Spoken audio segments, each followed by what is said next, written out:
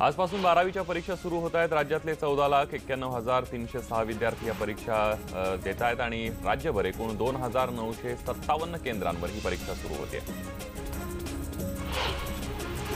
पुण्यातल्या आंबेगाव तालुक्यातल्या जाधववाडी इथं 6 वर्षांचा मुलगा बोरवेलमध्ये पडला असून त्याला काढण्याचे प्रयत्न सुरू आहेत। 200 फूट खोल असलेल्या या बोरवेलमध्ये सुदैवानं मुलगा फक्त 10 फूट खोलीवर अडकल्याची प्राथमिक माहिती मिळते। लोकमतच्या महाराष्ट्रीयन ऑफ द इयरच्या व्यासपीठावर राजकीय क्षेत्रातील दिग्गजांची चौफेर टोलेबाजी पाहायला मिळाली। यावेळी युतीच्या घोषणेनंतर मुख्यमंत्री आणि शिवसेना पक्षप्रमुख उद्धव ठाकरे पुन्हा एकदा एकाच व्यासपीठावर पाहायला मिळाले। यावेळी रितेश देशमुख यांच्या युतीच्या दिलजमाई संदर्भातील प्रश्नांना उत्तर देताना मुख्यमंत्र्यांनी युतीचं गुपित उघडवलंय। मातोश्रीवरील रश्मी ठाकरे यांनी केलेल्या खिचडी आणि वड्यांच्या पाहुणचारामुळे युतीची दिलजमाई झाल्याचं मिश्किल उत्तर मुख्यमंत्र्यांनी दिलंय। यावेळी बोलताना शिवसेना आणि आम्ही महाराष्ट्र आणि देशाच्या हितासाठी पुन्हा एकत्र आल्याचं मुख्यमंत्र्यांनी स्पष्ट केलंय। तसंच 2019 मध्ये राज्यात युतीचं सरकार येईल असा विश्वास मुख्यमंत्र्यांनी बोलून दाखवलाय।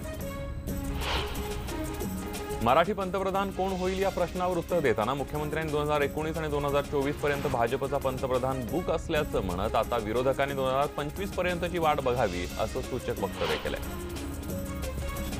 याच सोहळ्यामध्ये उद्धव ठाकरेंना पॉवर आयकॉन या पुरस्कारानं गौरवण्यात आलं। या निमित्तानं बोलताना युती झाल्यानंतर 2 दिवस झाले काय बोलावं हेच सुचत नाही अशी मिश्किल प्रतिक्रिया उद्धव ठाकरेंनी दिली आहे। भाजप सेना युतीवरून विरोधकांनी टीकेची झोड उठवलेली असतानाच उद्धव ठाकरेंनी विरोधकांना चोख उत्तर दिलं। त्या संदर्भात जी टीका करायची आहे ती करून घ्या, निवडणुकीच्या रिंगणात उतरल्यावर बघतो अशा शब्दात उद्धव ठाकरेंनी विरोधकांना इशारा दिलाय। या पुरस्कार सोहळ्यामध्ये दमदार अभिनयासाठी अभिनेत्री दीपिका पदुकोणला महाराष्ट्रीयन ऑफ द इयर या पुरस्कारानं सन्मानित करण्यात आलं। अभिनेता रितेश देशमुखला Lokmat Maharashtrian of the year पुरस्कारानं सन्मानित करण्यात आलं।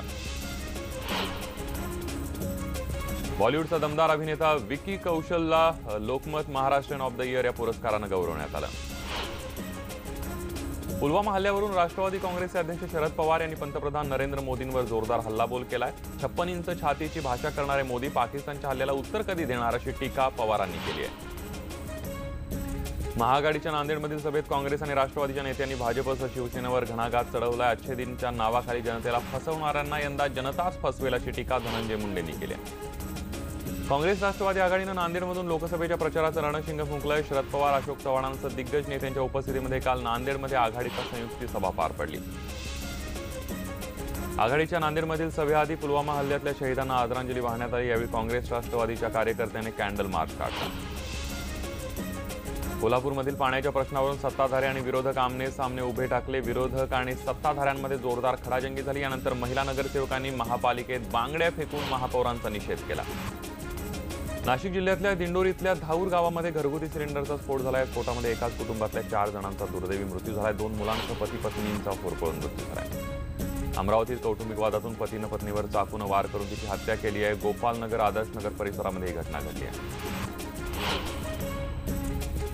नाशिकमध्ये मोठ्या रुग्णालयांवर आयकर विभागानं मोठी कारवाई केली। लोटस हॉस्पिटल, भंडारी डायग्नोस्टिक आणि प्रथमेश डायग्नोस्टिक याबरोबर विंचुरकर डायग्नोस्टिकमध्ये सुद्धा कारवाई करण्यात आली आहे। नाशिक पाठोपाठ धुळे शहरातील नामांकित डॉक्टरांच्या घरी आणि रुग्णालयांमध्ये आयकर विभागानं छापे टाकलेत। याबाबत संबंधित डॉक्टर आणि आयकर विभाग कुठलाही अधिकृत माहिती किंवा दुजोरा द्यायला नकार दिला। जेजुरी गडावर माघ पौर्णिमेनिमित्त यात्रेला सुरुवात झाली। येळकोट येळकोट जय मल्हारच्या जयघोषामध्ये जेजुरी गड दुमदुमून गेलाय। माघ पौर्णिमा यात्रेच्या निमित्तानं राज्यभरातून शिखर काठ्या देवभेटीसाठी जेजुरी गडावर आणल्या गेल्यात। बुलढाणा जिल्ह्यातल्या चिखली शहरामध्ये असलेल्या सद्गुरू टेक्सटाईल साडी सेंटर आणि तिरुपती प्लंबिंगच्या दुकानांना अचानक आग लागल्यानं दुकानातील सर्व साहित्य जळून खाक झाले। खरांगणा पोलीस स्टेशन अंतर्गत येणाऱ्या मदना शिवारात प्रेमी युगुलानं आत्महत्या केल्याची घटना घडली। युवराज पुनवटकर यांच्या शेतातल्या विहिरीमध्ये दोघांचे मृतदेह आढळून आल्यानं एकच खळबळ उडाली आहे। श्रमिक मुक्ती दलातर्फे शेतकऱ्यांचं 9व्या दिवशी आंदोलन सुरू आहे। शासनाकडून काहीच प्रतिक्रिया न आल्यानं शेतकरी आता कोल्हापूर ते मुंबई लॉंग मार्च काढणार आहेत। पंढरपूरमध्ये मालगाडीच्या धडकेमध्ये एका 26 वर्षीय युवकाचा मृत्यू झाला। या धडकेमध्ये त्याचं धड आणि शिर वेगळं झालंय। दरम्यान हा अपघात आहे की आत्महत्या याबाबत पोलीस तपास करतायत। डल्ले मारणारे लोक हल्लाबोल करतायत आणि दररोज यात्रेचं नाव बदलून यात्रा काढली जाते अशी टीका पंकजा मुंडे यांनी केली। सोबतच महाआघाडीच्या यात्रेवरही त्यांनी टीका केली आहे। संविधान हे अभ्यासक्रमामध्ये समाविष्ट करण्यात यावं या मागणीसाठी महाडच्या 14 तळ्याच्या ठिकाणी कार्यक्रम घेण्यात आला। यावेळी संविधानाच्या प्रतीही वितरित करण्यात आल्या। शेजारच्या देशातील पंतप्रधानांनी धमकी दिल्यामुळे मतभेद विसरून सर्वांनी एकत्र येण्याची गरज आहे असं शरद पवारांनी कार्यक्रमात म्हटलंय। नांदेडच्या जिल्हा बँकेतर्फे आयोजित करण्यात आलेल्या पद्मश्री शामराव कदम यांच्या पुतळ्याच्या अनावरण प्रसंगी ते बोलत होते। परभणी जिल्हा परिषदेअंतर्गत प्राथमिक शिक्षण विभागाच्या वतीनं जिल्हास्तरीय क्रीडा स्पर्धांचं आयोजन करण्यात आलंय। प्रियदर्शनी इंदिरा गांधी स्टेडियमवर या कार्यक्रमाचा उद्घाटन सोहळा पार पडला। गंगाखेड शुगरचे मालक आणि उद्योगपती रत्नाकर गुट्टे यांच्या अडचणीमध्ये भर पडत असून निवडणुकीच्या तोंडावर गुट्टे यांच्या गंगाखेड शुगर्स लिमिटेडच्या 3 अधिकाऱ्यांना औरंगाबाद सीआयडीनं अटक केली आहे। प्रियंका गांधी वाड्रा यांच्या टीममध्ये कोल्हापूरच्या बाजीराव खाडेंची वर्णी लागली आहे। खाडे यांच्याकडे काँग्रेसच्या उत्तर प्रदेश पूर्व सचिव पदाची जबाबदारी देण्यात आली आहे। दुष्काळी परिस्थितीमुळे निर्माण झालेल्या शेतकऱ्यांच्या परिस्थितीकडे शासनाचं लक्ष वेधण्यासाठी येवला प्रांत कार्यालयावर आक्रोश मोर्चा काढण्यात आला। स्वाभिमानी रिपब्लिकन पक्षाच्या वतीनं हा मोर्चा काढण्यात आला।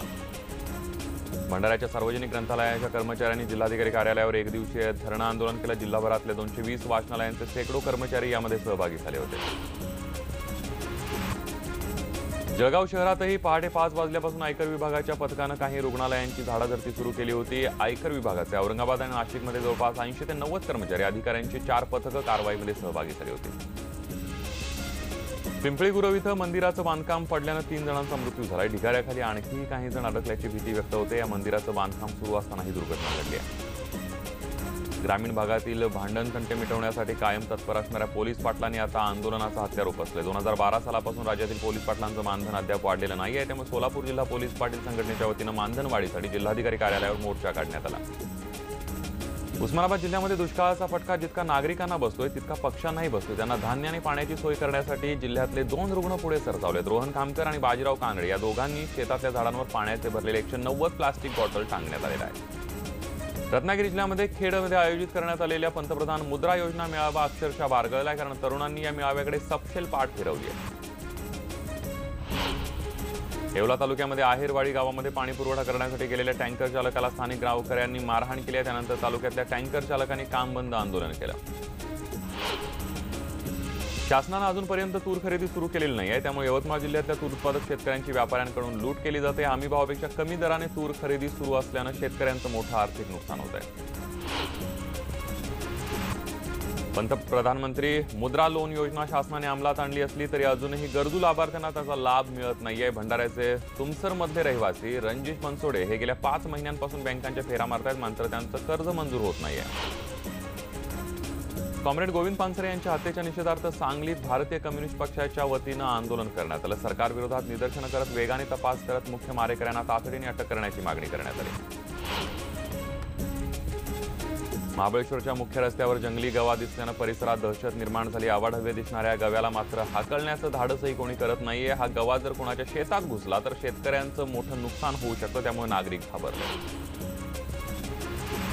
चंद्रपूर इथं अस्वलाच्या हल्ल्यात 2 जण गंभीर जखमी झाले। चोरगाव जवळ जंगलालगत असलेल्या शेतात काम करत असताना अस्वलानं हल्ला करून दोघांना जखमी केलंय।